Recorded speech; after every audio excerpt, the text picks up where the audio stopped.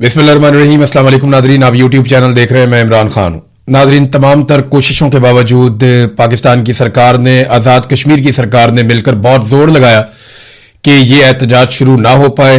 जो पहिया जाम हड़ताल की एक कॉल है जॉइंट अवामी एक्शन कमेटी की, उसके ऊपर लोग ना निकले, लेकिन कामयाबी मिली नहीं।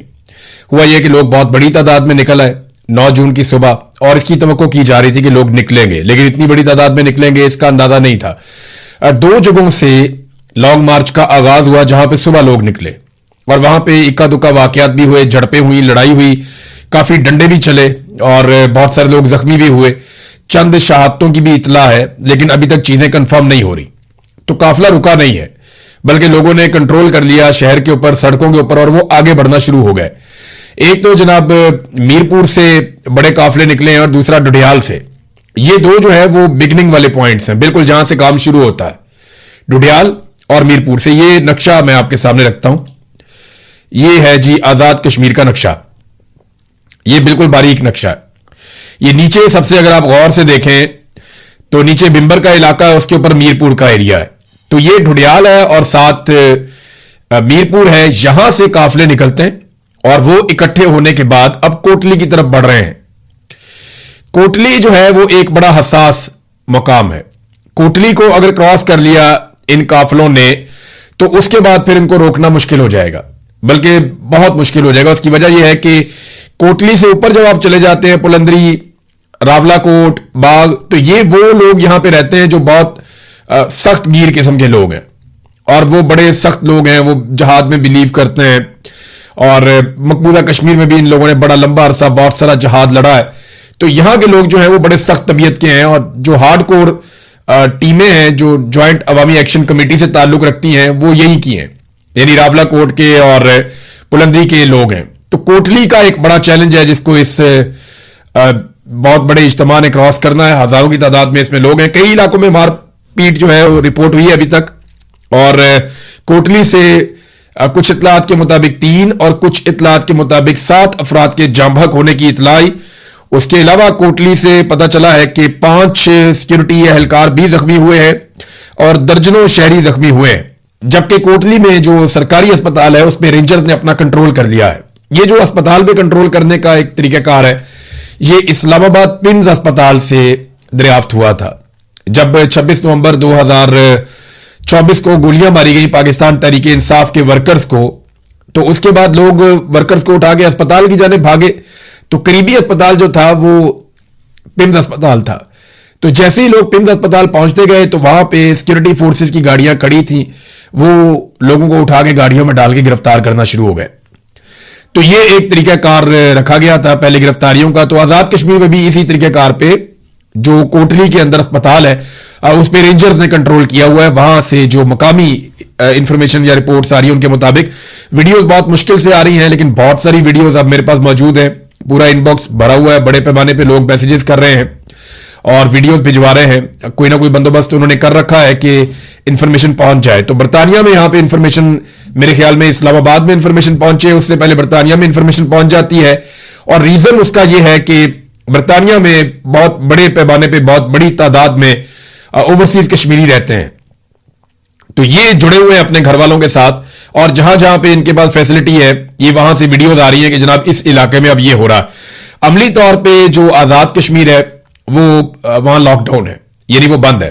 हुकूमत ने पूरी कोशिश की कि बाजार बंद ना हो, इलाके बंद ना हो, लेकिन हु का आलम है। बहुत सारे इलाकों में, कुछ एरियाज में कुछ दुकानें खुली भी हैं, लेकिन ज्यादातर कश्मीर जो है वो लॉकडाउन के जेर असर है। और जो ज्वाइंट अवामी एक्शन कमेटी, जिसे कलअदम करार दे दिया गया, उस कमेटी की कोशिशों से उन्होंने कश्मीर को बंद किया हुआ है। जो काफिला चला है उसे क्या चीजें मैसर आई वो भी मैं आपको बताया। तो लोगों ने अपने घरों से खाना खिलाया।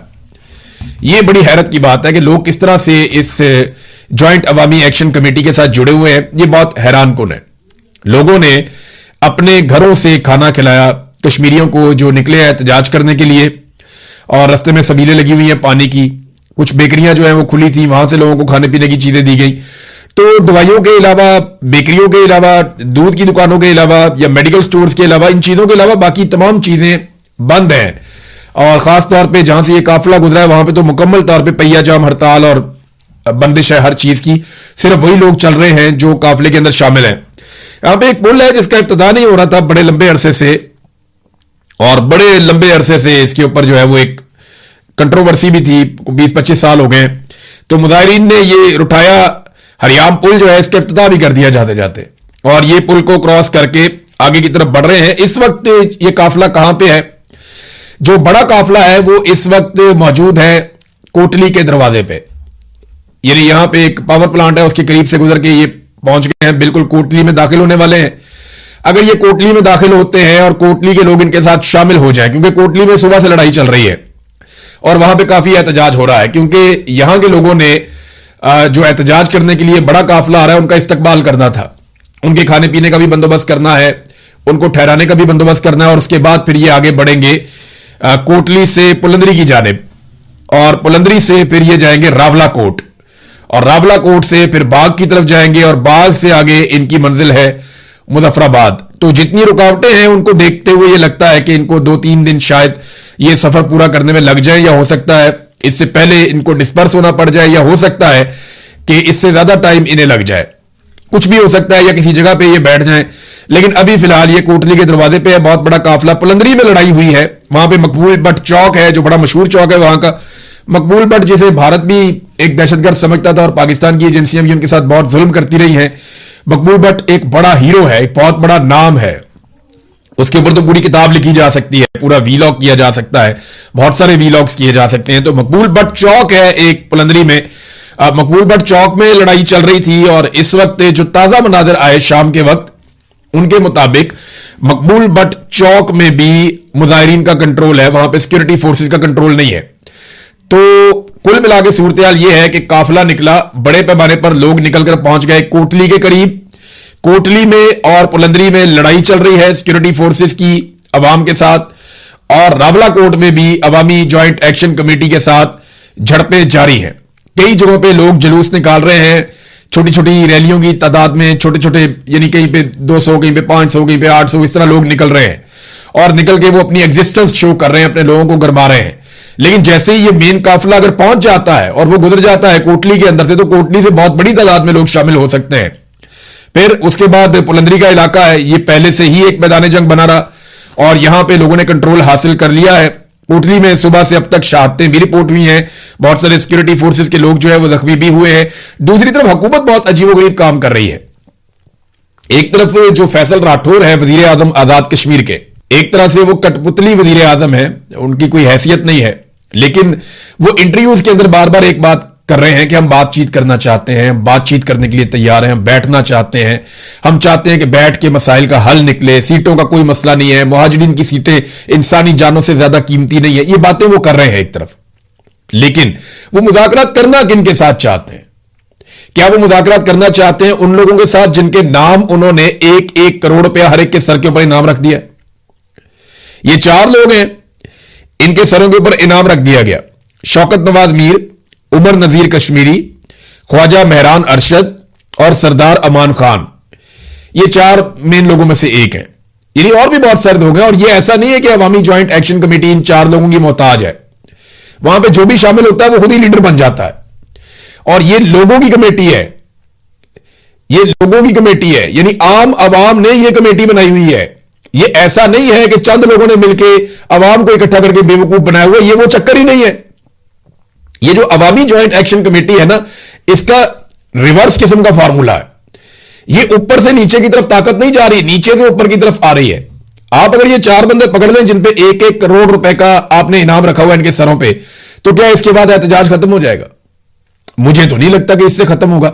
एहतजाज खत्म होगा बातचीत के जरिए से, या ताकत के बहुत अंधे इस्तेमाल के जरिए से, कि आप बहुत सारे लोग मार दें, बहुत तबाही फैला दें, आप एक ऐसी नफरत का बीज बो दें जो तनावर दरख्त बनेगा ही बनेगा।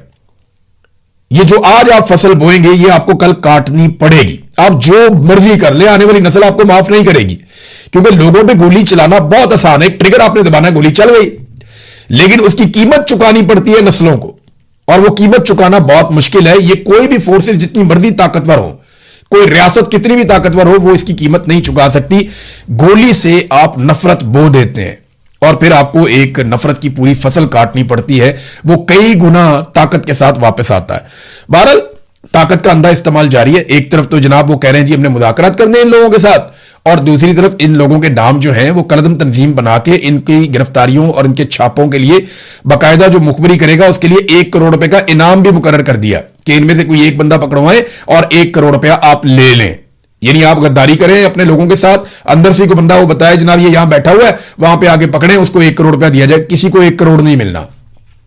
ये आज तक मैंने नहीं देखा कि किसी बंदे को इनाम की रकम मिली हो। वो अमेरिका ने अटैक किया था ना वेनेजुएला के ऊपर, तो उसने बहुत इनाम रखा हुआ था उसके सर पे मादुरो के। तो जिन लोगों ने कहा था कि ये इनाम हमें मिले, अमेरिका ने कोई नहीं दिया इनाम। इधर अमेरिका इनाम नहीं देता तो पाकिस्तान इनाम देगा? सवाल ही पैदा नहीं होता। अगर फैसल राठौर साहब वाकई चाहते हैं कि उन्होंने मुज़ाकरात करने हैं तो वो ये कलदम का ठप्पा हटाएं, ज्वाइंट अवामी एक्शन कमेटी के लोगों के साथ बैठ के बातचीत करें, उनके सर के ऊपर जो इनामात रखे गए हैं ये सिलसिला रोकें। और बड़ी अजीबोगरीब खबरें पाकिस्तान की मीडिया पे चलवाई जा रही। सबसे पहले तो एक बंदा है, और ये बंदा आप देख लें, इसको आप याद रखिएगा कि सबसे पहले जो ज्वाइंट अवामी एक्शन कमेटी को छोड़ने का ऐलान किया वो फैसल गिलानी ने किया है। एस्टेब्लिशमेंट का दबाव होगा और पाकिस्तान के हर टीवी चैनल पे ट्रांसमिशनें चला दी गई, जनाब इस बंदे ने अवामी ज्वाइंट एक्शन कमेटी छोड़ दिया। लगे इसकी कोई हैसियत नहीं थी ज्वाइंट अवामी एक्शन कमेटी के अंदर। मैंने जो लोगों से पूछा उन्होंने कहा जी हम तो इसको जानते भी नहीं ज्यादा। बहरहाल वो छोड़ते हुए कहता है जी मासूम शहरियों के खून से होली खेली जा रही है, मैं ज्वाइंट अवामी एक्शन कमेटी से खुद को अलग करता हूं और उसको छोड़ने का मैं ऐलान करता हूं। इसी तरह पाकिस्तान तहरीक इंसाफ भी छुड़वाई लोगों से, इसी तरह तहरीक लब्बैक भी छुड़वाई लोगों से। अब खबरें चलाई जा रही हैं कि जनाब इनके ताल्लुकात साबित हो गए हैं भारत के साथ, यानी फितनतुल खवारिज के साथ और भारत के साथ कलदम एक्शन कमेटी का गठजोड़ साबित हो चुका है। इस किस्म की खबरें चलाई जा रही हैं और पुराना स्क्रिप्ट है बहुत, यानी तहरीक लब्बैक वालों के घर से भी इंडियन करेंसी मिल गई थी, यहां पे शौकत नवाज मीर के घर से भी इंडियन करेंसी मिल गई है, आपको पीटीआई वालों के घर से भी मिल जाती है, आपको तालिबान के घर से भी इंडियन करेंसी मिल जाती है। ये इंडियन करेंसी बड़ी चालाक है। एमक्यूएम के ऊपर एक्शन हो तो वहां से इंडियन करेंसी मिल जाती है, तहरीक लब्बैक के ऊपर एक्शन हो तो वहां से इंडियन करेंसी मिल जाती है। जिस पॉलिटिकल पार्टी के ऊपर जब भी कभी पाकिस्तान की मिलिट्री एस्टेब्लिशमेंट हाथ डालती है तो एजेंसियों को उनके लोगों के घरों से इंडियन करेंसी मिल जाती है। ये बड़ी चालाक करेंसी है, ये फौरी तौर पे वहां पहुंच जाती है जहां पे पाकिस्तान की मिलिट्री एस्टेब्लिशमेंट का किसी के साथ भी झगड़ा होता है। इंडियन सिम कार्ड भी मिल जाते हैं वहां से, वहां पोस्टर बैनर भी मिल जाते हैं, यानी उन्होंने सजा के रखे हुए होते हैं Indian banner, Indian poster, Indian फौजियों के खत, इंडियन राह का जो है वो सारा डॉक्यूमेंटेशन, हर चीज की, आपका ओहदा क्या, आपका काम क्या, आपको पैसे कितने मिले, उनके पैसे, सारा कुछ सजा के रखा हुआ होता है अपने घर के अंदर उस बंदे ने जो मिलिट्री एस्टेब्लिशमेंट के खिलाफ हो जाता है। और बाद में जाके छापा मारा जाता है और इंकशाफ होता है कि वो ये तो राह का एजेंट निकल आया। तो जनाब राह के 5 एजेंट भी आईएसआई ने पकड़े, खबर ये भी दी गई। ये जरा खबर देखें आप, एक्सप्रेस न्यूज पे छपी है। छपी क्या है, छुपवा देते हैं। वो कह रहे हैं जी फितनतुल खवारिज भारत और कलदम अवामी एक्शन कमेटी का गठजोड़ बेनकाब हो गया, होशरुबा इंकशाफात सामने आ गए और जनाब राह के लिए सरगर्म खारजी शहजाद के कलदम एक्शन कमेटी से रवाबित मंजर आम पर आ गए। जनाब राह के बंदे पकड़े गए, राह के जो बंदे हैं वो 5 बंदे, उनका पता चल गया कि ये राह के हैं, आईएसआई ने कार्रवाई की और जनाब यही बंदे जो राह के साथ ताल्लुकात रखते हैं, यही बंदे अवामी ज्वाइंट एक्शन कमेटी के भी मेंबर हैं। ये जनाब अब इस किस्म की खबरें चलवाई जा रही हैं। तो ये पुराना स्क्रिप्ट है, पुरानी खबरें हैं, कोई नई चीज इनमें नहीं है, ये हमेशा से यही होता रहा है। तो जब आपने मुज़ाकरात करने हो तो फिर आपको कम से कम दिल बड़ा करना पड़ेगा, उन लोगों को मौका देना पड़ेगा कि वो आकर बैठते आपसे बात करें। जो वजीर आजम है आजाद कश्मीर का, वो इस्लामाबाद से वापस कश्मीर जाने के लिए तैयार नहीं है, वो इस्लामाबाद में बैठे हैं, वो कश्मीर जा ही नहीं रहे। और जो ज्वाइंट अवामी एक्शन कमेटी के लोग हैं वो छुपते फिर रहे हैं कि उनके ऊपर पुलिस और रेंजर्स और सिक्योरिटी फोर्सेस छापे मार रही हैं, वो उनके खून के प्यासे हो गए, उन पे गोलियां भी चलाई गई हैं, वहां लोग भी शहीद हो रहे हैं। तो मुज़ाकरात कौन करेगा, किसके साथ करेगा, कहां पे बैठेंगे? ये सिर्फ मुज़ाकरात की बात करके फेस सेविंग ले रहे हैं ताकि कल कलां को ये कहें जनाब मैं तो बातचीत करने का हामी था, देखिए हमने बातचीत के जरिए मसला हल कर दिया। हालांकि बातचीत के तमाम दरवाजे इन लोगों ने बंद कर दिए। कल तलत हुसैन का प्रोग्राम चल रहा था, एस्टेब्लिशमेंट ने वहां पे चलते प्रोग्राम के अंदर मैसेज भिजवा के तलत हुसैन को बताया कि जनाब हमने नहीं ये कबूल करना, ये जो आप वजीर आजम कह रहा है ये बकवास करता है, ये हम नहीं मानते इसको। यानी सादी बात तो यही है ना, वजीर आजम वहां पे कोई और बात कर रहा था, तलत हुसैन को मैसेज आ जाता है एस्टेब्लिशमेंट का और उसको बताया जाता है जनाब हम नहीं ये मानते, ये जो भी कहता है कहता रहे बेशक। तलत हुसैन ने पढ़ के वो मैसेज सुना दिया वजीर आजम को और वजीर आजम कहता है नहीं जी ठीक है, वो भी अपना पैंतरा बदल गया फौरी तौर पर। ये नाज़रीन पाकिस्तान के अंदर मीडिया जर्नलिज्म कर रहा है, सियासतदान सियासत कर रहे हैं और एस्टेब्लिशमेंट जो है वो फैसले कर रही है। आईजी ने नाज़रीन एक बड़ी अजीबोगरीब तकरीर कर दी वहां पे सियासतदानों वाली। बल्कि मैं अभी देख रहा था कि ईरान ने जंग लड़ी अमेरिका के साथ, किसी अमरीकी या ईरानी जर्नैल ने भी ऐसी तकरीर नहीं की, किसी इसराइली जर्नैल ने भी ऐसी तकरीर नहीं की, पूरे मिडल ईस्ट के अंदर किसी जर्नैल ने या किसी फौजी ने या किसी सियासतदान ने ऐसी शानदार तकरीर नहीं की, या पाकिस्तान के जर्नैलों ने कभी इंडिया के साथ लड़ाई में ऐसी तकरीर नहीं की, ना कभी इंडियन जर्नैलों ने ऐसी तकरीर की है जैसी तकरीर कर दी आईजी कश्मीर ने। ये आईजी कश्मीर वही आदमी है जिसने कहा था 1000 बंदा मारूंगा तो अमन आ जाएगा। अब ये कश्मीर पहुंचा हुआ है। ऐसे ज़हनी मरीज को तो सवाल ही पैदा नहीं होता कभी कोई सिविल सर्विस के अंदर रखे भी, लेकिन आसिम मुनीर साहब के दौर में इसको आईजी बनाकर कश्मीर में भेज दिया गया। वो अपनी कार्रवाई डाल रहा है, बंदे मर रहे हैं वहां पे, सिक्योरिटी फोर्सेज के लोग भी मर रहे हैं, दूसरी तरफ जो सिविलियंस हैं वो भी मर रहे हैं। तो लोगों की जान जा रही है, इनका क्या जा रहा है? वो सीने पे हाथ मार मार के ये कर दूंगा वो कर दूंगा, वो वहां धमकियां मेज किस्म की बातें कर रहा हो। ये आईजी को क्या जेब देता है? अब चाहे इस्लामाबाद का आईजी हो, चाहे कश्मीर का आईजी हो, ये जिस तरीके से सीना ठोक रहे हैं अवाम के सामने, क्या ये अवाम का सामना भी कर सकते हैं? जो अवाम अपने टैक्स के जरिए से आपको तनख्वाह देते हैं, आपको पालते हैं, आप उनके खिलाफ ऐसा रद्देमल कैसे दे सकते हैं? जब भी आप अवाम के पुरअमन एहतजाज के ऊपर जाके अटैक करेंगे, क्रैकडाउन करेंगे, तो लोग आगे से रिएक्ट करेंगे।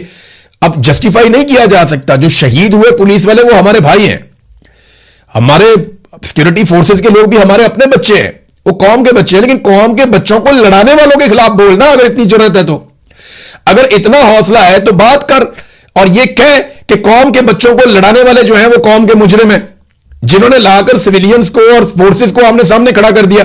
वो तकरीर ऐसे कर रहा है जैसे वो मकबूजा कश्मीर में जा रहा है, मकबूजा कश्मीर फतह करने के लिए। ओ भाई, ये कश्मीर है, आजाद कश्मीर है, ये अपने लोग हैं, इनको ऐसे नहीं मारना। जितना गुस्सा और जितने जज्बात तुम दिखा रहे हो, अगर इतने जज्बात दूसरी तरफ से भी दिखाए गए, ये तो बहुत बड़ा तसादुम हो जाएगा।